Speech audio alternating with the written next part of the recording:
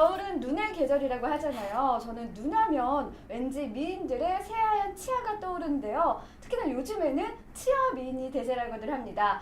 이렇게 환하게 웃는 미소 속에서 하얗고 고른 치아는 특히 겨울 미인의 조건이기도 한데요.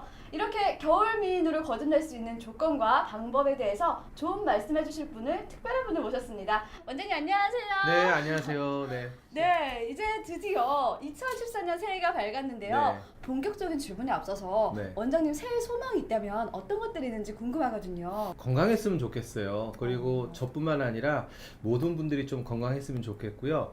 그리고 조금 안 싸웠으면 좋겠어요. 싸우지 않고 좀 사이좋게 지냈으면 좋겠습니다. 슬기 씨는 새해 소망이 뭐가 있을까요? 방송을 제가 하고 있잖아요. 네. 그리고 저뿐만 아니라 면접이나 취업을 준비하시는 분들이 인상을 좋게 하기 위해서 많이들 고민을 하시더라고요. 아, 그러시구나. 네, 이 부분에 있어서 치아가 음. 빠질 수가 없잖아요. 네. 저는 뭐 고른 치아는 자신을 하는데 네. 약간 화려한 치아에 대해서는 부족한 부분이 있어서 오늘 조언 말씀을 들으려고 찾아왔어요. 아, 네. 치아가 조금 노라신 게 네. 좋으시구나. 네. 네. 요즘 그런 문제로 고민하시는 분들이 굉장히 많이 있으세요. 치아색이 노래서 고민하는 분들이 있는데 과거에 비해서는 조금 쉬운 방법으로 많이 하얗게 될 수 있어요. 그런 거를 치과 미백 치료라고 합니다. 그래요? 그런데 또 치아 미인이 될 수 있는 조건에는 여러 가지가 있을 것 같아요. 이제 전문가적인 입장에서 치아 미인이라면 어떤 것들을 갖췄을 때 치아 미인으로 불릴 수 있는지 말씀해 주시겠어요? 일단 치열이 골아야 될 것 같고요. 그 다음에 치아의 모양도 좋아야겠죠. 그리고 치아의 색도 이왕이면 하얀 게 보기 좋지 않겠습니까? 그래서 오늘은 그런 부분과 관련해서 좀 말씀을 드릴까 합니다. 그런데 이 치아가요, 저는 이 키 못지않게 치아도 유전적으로 영향을 받는 많은 말을 들었어요. 이게 근거가 있는 말인가요? 주변에 보면 잇몸이 좋은 사람도 있고 좋지 않은 사람도 있잖아요. 그렇죠. 잇몸 같은 경우는 제 생각엔 60-70% 이상 유전적 영향을 받아요. 네. 주변에서 보면은 관리 안 해도 대머리 안 되는 사람이 있잖아요. 네. 치과에도 관리하지 않아도 잇몸이 건강하신 분들도 있어요. 그런데 우리 엄마 아버지가 잇몸이 조금 안 좋으시다면 본인이 더 노력을 해야 된답니다.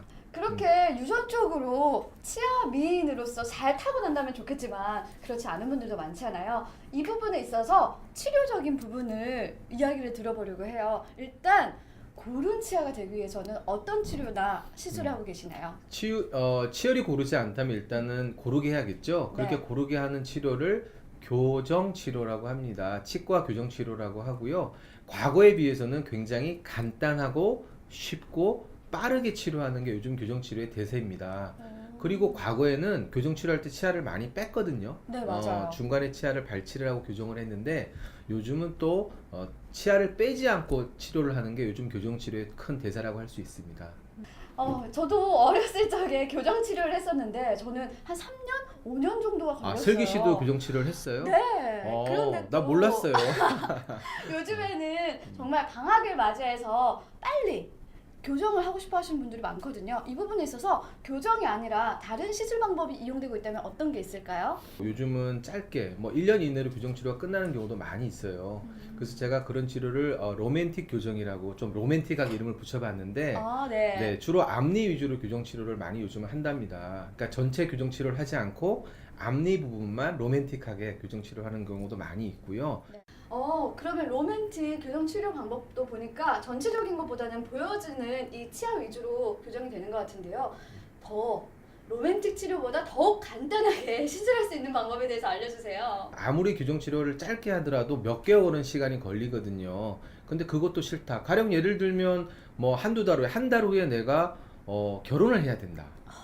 중요한 면접을 봐야 된다. 네. 이러는 경우 있지 않겠어요? 그럼요. 그래서 그런 경우에 하는 게 신데렐라 앞니 성형이라고 하는데요. 간단하게 빠르게 한 30분 이내에 이렇게 앞니만 성형하는 방법도 있답니다.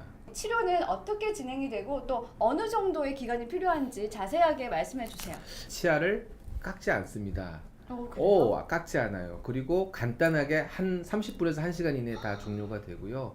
깎지 않고 붙여가지고 원래 있는 치아에다가 살짝 수지 같은 재료, 플라스틱 같은 재료를 살짝 붙여가지고 모양과 색을 바꾸는 치료라고 말씀드릴 수가 있습니다.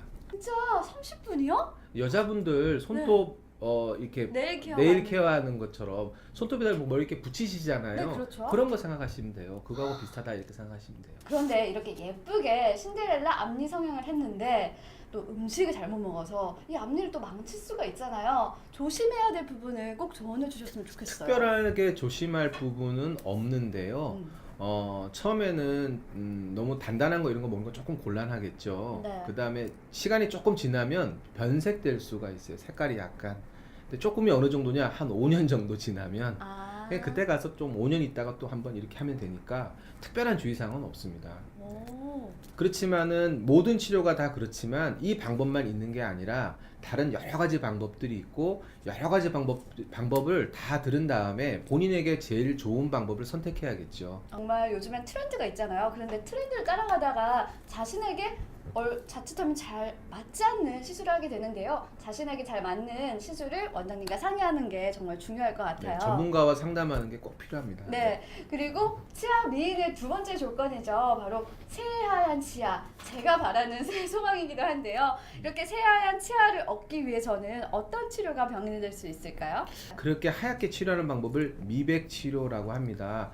미백 치료는 사실 우리나라에 들어온 건 한 1, 20년 돼요, 사실은. 오. 그동안 여러 가지 방법이 시도되었는데 요즘은 그런 방법이 대체적으로 정리가 되어서 큰 이변 없이 거의 균일하게 이렇게 하얗게 되는 치료를 결과를 볼 수가 있습니다. 집에서 하는 방법과 치과에서 하는 방법 두 가지가 있어요. 네. 그래서 집에서 하는 미백 치료를 자가 미백 치료 이렇게 이야기를 하고 치과에서 하는 미백 치료를 전문가 미백 치료 이렇게 이야기를 합니다. 그래서 요즘은 자가 미백 치료와 전문가 미백 치료를 같이 혼합해서 같이 섞어서 이렇게 요즘 치료하는 추세가 있고요. 보통은 한 2주에서 3주 정도 치료 기간이 소요가 됩니다.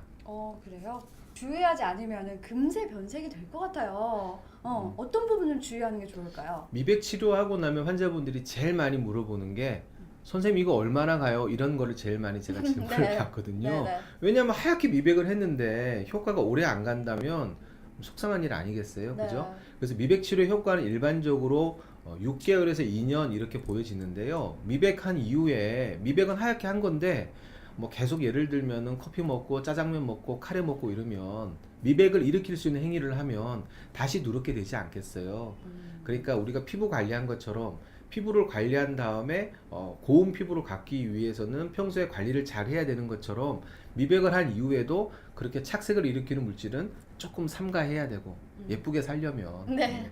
이제 착색을 일으킬 수 있는 물질은 조금 삼가해야 되고 양치질도 조금 열심히 하는 그런 게 필요하고요. 미백 성분이 들어가 있는 치약이 있거든요. 슈퍼에 가보면 네. 그런 치약을 쓰는 것도 굉장히 좋고요.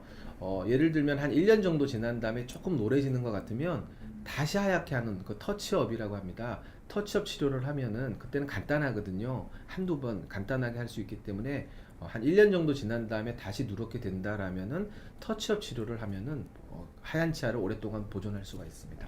지금까지는 예쁜 치아를 만들 수 있는 치료 방법과 또 주의할 사항을 들어봤는데요. 이전에 생활 습관 속에서도 건강한 치아를 지킬 수 있는 습관들이 있다면 어떤 게 있을까요? 작년 7월부터 스케일링이 급여가 돼요. 그러니까 보험이 되거든요.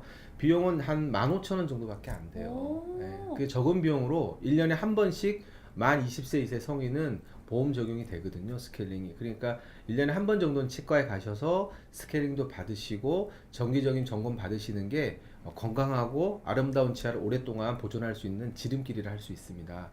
오늘 원장님 말씀 잘 참고하셔서 2014년에는 건강하고 새하얀 치아로 정말 거리낌 없이 자신감 있게 웃을 수 있는 시청자 여러분들이 되셨으면 좋겠습니다. 오늘 말씀 감사합니다, 원장님. 네, 감사합니다. 건강관리는 겨울철부터라는 말이 있듯이 겨울철 건강관리가 참 중요합니다. 그럼요. 특히나 겨울철 하면은 고질병인 감기 때문에 고생하시는 분들이 많은데요. 이러한 감기도 사실 기본적인 것만 잘 지켜도 충분히 예방을 할 수가 있다고 해요. 어떤 게 있을까요? 뭐 외출하고 온 후에는 손발을 깨끗하게 씻고 그리고 얇은 옷을 여러 번 껴입는 것도 많은 도움이 된다고 합니다. 그런데 이미 감기 걸리신 분들 참 많으시죠? 이런 분들은요, 따뜻한 물을 자주 드시거나 생강차나 모가차가 참 좋다고 합니다. 많이 드시면서 감기 물리치셨으면 좋겠네요. 네, 핫클립 저희가 준비한 소식은 여기까지고요. 다음 시간에도 알차고 유익한 소식으로 찾아올게요. 핫클립!